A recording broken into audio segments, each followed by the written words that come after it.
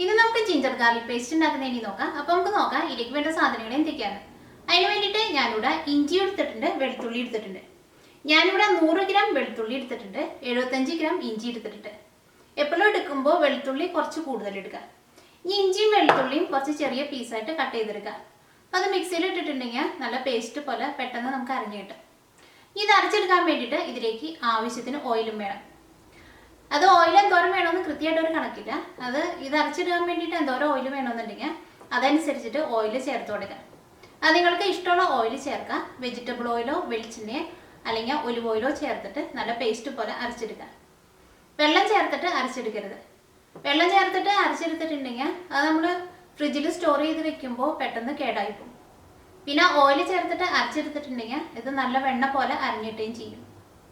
ഇതിലേക്ക് ആവശ്യത്തിന് ഉപ്പും വേണം. ഉപ്പ് ചേർക്കുമ്പോൾ ഉപ്പ് ആദ്യം നന്നായിട്ടൊന്ന് ചൂടാക്കണം. അത് കഴിഞ്ഞിട്ട് വേണം ഇതിൻ്റെ കൂടെ അരച്ചെടുക്കാൻ വേണ്ടിയിട്ട്.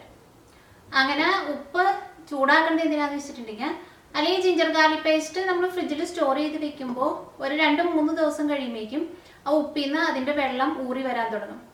അങ്ങനെ വരാതിരിക്കാൻ വേണ്ടിയിട്ടാണ് ഉപ്പ് ചൂടാക്കിയിട്ട് ഇതിൻ്റെ കൂടെ അരച്ചെടുക്കുന്നത്. അത് നമ്മുടെ നാട്ടിലേക്ക് ആയിരുന്നാലും മില്ലിൽ കൊടുത്തിട്ട് മുളക് കൂടുതലൊക്കെ പൊടിച്ച് വെക്കുമ്പോൾ ഉപ്പും കൂടി മിക്സ് ചെയ്ത് വെക്കാറുണ്ട്.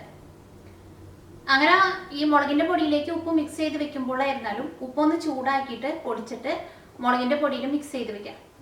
അപ്പം മുളക് കുറേ നാൾ കേടാവാതെയും പൂത്തു പോവാതെ ഇരിക്കും. അപ്പം നമുക്ക് നോക്കാം ഇതെങ്ങനെ ജിഞ്ചർ ഗാർലിക് പേസ്റ്റ് ആക്കാന്ന്. ഇനി ഉപ്പ് ചൂടാക്കി എടുക്കുക. അതിന് വേണ്ടിയിട്ട് ഒരു ചെറിയൊരു പാൻ വെച്ചിട്ട് ചൂടാക്കുക. ഇതിലേക്ക് ഉപ്പ് ചേർക്കുക. അധികം ഉപ്പ് ആവശ്യമില്ല. അതിലേക്ക് ഒരു 1.5 ടേബിൾ സ്പൂൺ ഉപ്പാണ് ചേർക്കുന്നത്.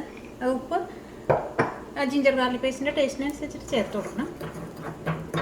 ഇങ്ങനെ ചൂടായി കളർ മാറി വരാൻ വേണ്ടിയിട്ട് കുറച്ച് സമയം എടുക്കും. നന്നായിട്ട് ചൂടായി തുടങ്ങുമ്പോൾ ഉപ്പ് നന്നായിട്ട് പൊട്ടി തുടങ്ങും, കടുക് പൊട്ടണ പോലെ. നമുക്ക് ഫ്ലെയിം ഓഫ് ചെയ്യാം. ജിഞ്ചർ ഗാർലിക് പേസ്റ്റ് അരച്ചെടുക്കുക. ഈ ഉപ്പ് നന്നായിട്ടൊന്ന് ചൂടാറണം. ഇത് അരച്ചെടുക്കാൻ വേണ്ടിയിട്ട് ജാറിലേക്ക് ഇഞ്ചിയും വെളുത്തുള്ളിയും ചേർക്കുക. ചേർക്കുമ്പോൾ ഒന്ന് ചെറുതാക്കിയിട്ട് ചേർക്കുക. ഇതിലേക്ക് ഉപ്പ് ചേർക്കാം. ഉപ്പ് അതിൻ്റെ ടേസ്റ്റിനനുസരിച്ചിട്ട് ചേർക്കാം. ഇത് മിക്സിയുടെ ജാറൊക്കെ എടുക്കുമ്പോൾ വെള്ളമൊക്കെ ഉണ്ടെങ്കിൽ വെള്ളം നന്നായിട്ട് തുടച്ച് കളയണം.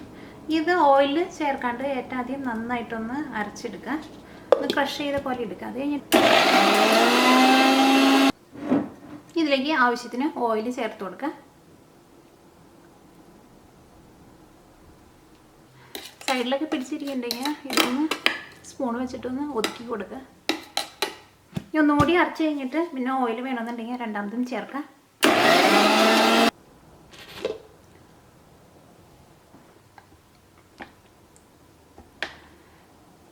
ജിഞ്ചർ ഗാർലിക് പേസ്റ്റ് നല്ല പേസ്റ്റ് പോലെ അരച്ചെടുത്തിട്ടുണ്ട്.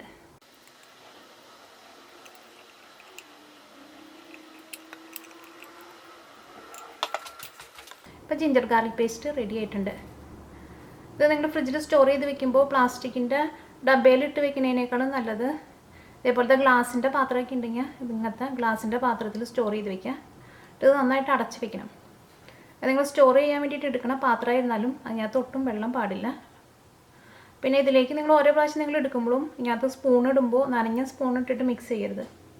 നനഞ്ഞ സ്പൂൺ ഇട്ടിട്ട് എടുത്തിട്ടുണ്ടെങ്കിൽ ഇതിനകത്ത് പെട്ടെന്ന് പൂപ്പൽ വരും. അല്ലെങ്കിൽ ഈ ജിഞ്ചർ ഗാർലിക് പേസ്റ്റ് 1 മാസം വരെ കേടാവാതിരിക്കും.